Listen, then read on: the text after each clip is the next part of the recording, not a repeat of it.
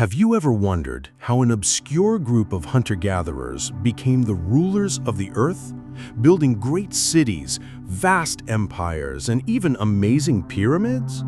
The answer lies not in weapons, nor in physical strength, nor in superhuman intelligence, but in something incredibly simple: a few wild grasses. From wheat and rice to corn and potatoes, these plants have not only fed us, but have shaped the entire human civilization. But is this a great human revolution? Or, as author Yuval Noah Harari asks, the greatest fraud in history?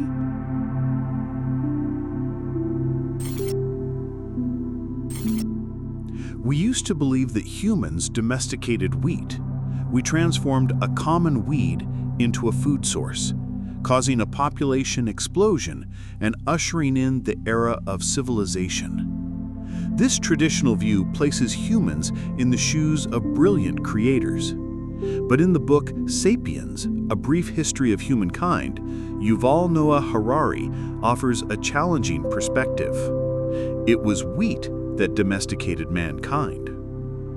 Let's go back 12,000 years to the era before agriculture.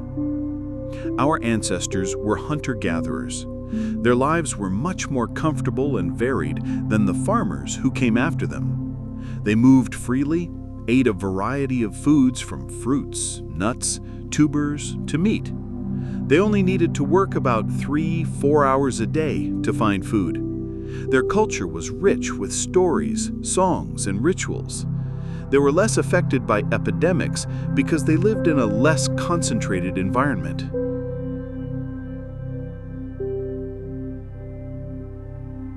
But then something amazing happened. Some communities began experimenting with wheat farming. At first, they probably thought it was a great idea. They could secure a steady food supply close to home without having to travel. Little did they know that they were walking into a trap. To grow wheat, they had to abandon their nomadic lifestyle. They had to settle down in one place. They had to work from dawn to dusk, clearing rocks, sowing seeds, weeding, watering, and protecting their crops from insects and birds. Their lives became hard, monotonous, and completely dependent on a single crop. Their diet was drastically reduced to just a few grains, leading to malnutrition and disease. Wheat also attracted rats and insects, and crowded communities were ideal environments for disease to spread. The bones of ancient farmers show that they often suffered from arthritis, herniated discs, and other diseases caused by hard labor.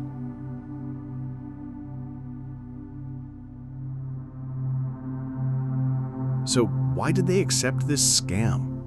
Although individual lives may have been worse, wheat provided a plentiful supply of food, allowing more people to be fed on a smaller area of land. A farmer could produce 100 times more food than a hunter-gatherer on the same amount of land. This led to a rapid increase in population.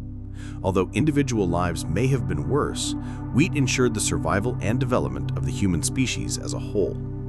But this was also an inescapable trap, a trap Harari calls luxury trap.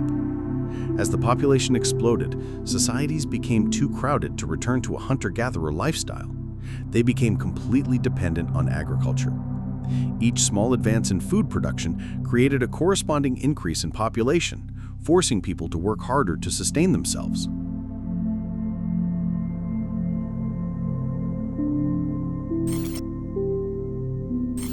From cereals to social systems, the advent of agriculture and the reliance on green created a new society with many complex problems. As people lived in larger communities, the management and distribution of food became a huge challenge. Agriculture produced surpluses, but these surpluses were not distributed evenly. This became the basis for the emergence of social inequality. Some people accumulated more food, gained more power, became the ruling class. Meanwhile, the majority had to work hard just to earn enough to eat. To govern such a complex society, humans had to develop systems of law, religion, and institutions. Leaders used wheat as a tool of control. Grain could be stored and transported easily, allowing rulers to collect taxes in kind. From there, they could feed an army, build public works, and maintain order. Whoever controlled the grain supply controlled society. The first great empires, such as Mesopotamia, Egypt, and China, were all built on the foundation of grains like wheat and rice.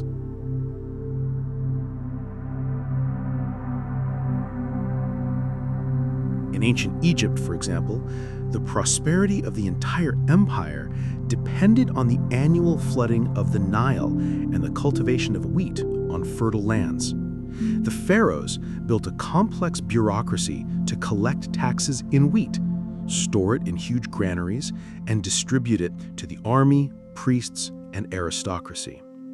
Similarly, in Sumer, the first writing system was invented not to record poetry or myths, but to record business transactions and to count the number of barley, goats, and sheep. In this way, grain became the material basis for the emergence of administrative systems, laws, and even writing.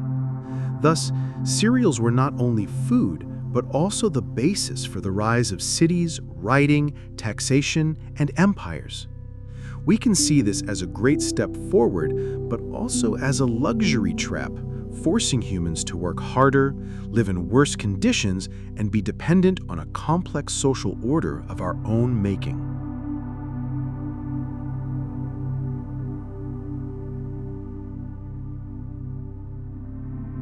A turning point in history, from wheat to extinction. While agriculture brought prosperity to humanity, it also dealt a devastating blow to Earth's biodiversity.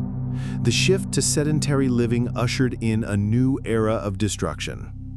Thousands of years after humans began settling down and cultivating crops, they began to encroach on the habitats of other animals, converting forests into farmland and hunting unchecked to protect their crops.